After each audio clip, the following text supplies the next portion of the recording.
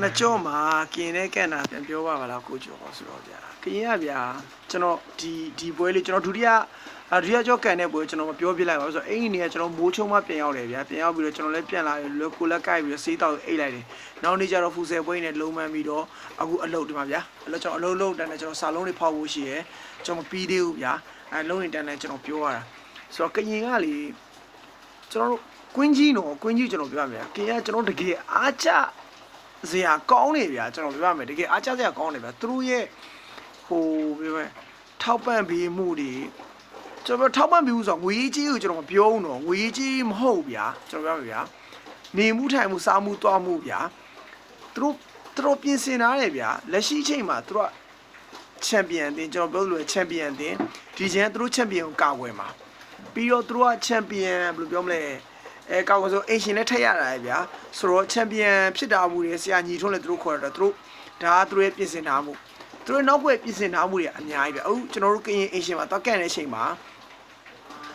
ကျွန်တော်တို့ဒီမှာလက်ကန်တော့ကျွန်တော်တို့ရဲ့ဒီဘောလုံးဩခရာကကြတော့ကရင်ကိုမဟုတ်ဘူး10သိန်းပေးတယ်ကျွန်တော်တို့မဟုတ်ဘူး10သိန်းပေးတယ်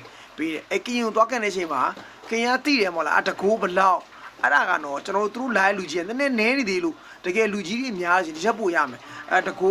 9000တကူ60006000ဆိုတာဗျာတော်တော်ပိုးတယ်ဗျာဘာမရေမမဟုတ်တကယ်လားဒါပေမဲ့ပေးနေတယ်ကျွန်တော်6000 1သိန်း2သိန်း3သိန်းနိုင်တဲ့တင်းကိုဘလောက်ရှုံးတဲ့တင်းဘလောက်အဲ့လိုမျိုးနဲ့ပေးတာဗျာအဲ့လိုမျိုးကျွန်တော်တို့သွားတဲ့အချိန်မှာဗျာကျွန်တော်ကွင်းလေးပြောကြတခုပြောပြရမယ်ဗျာ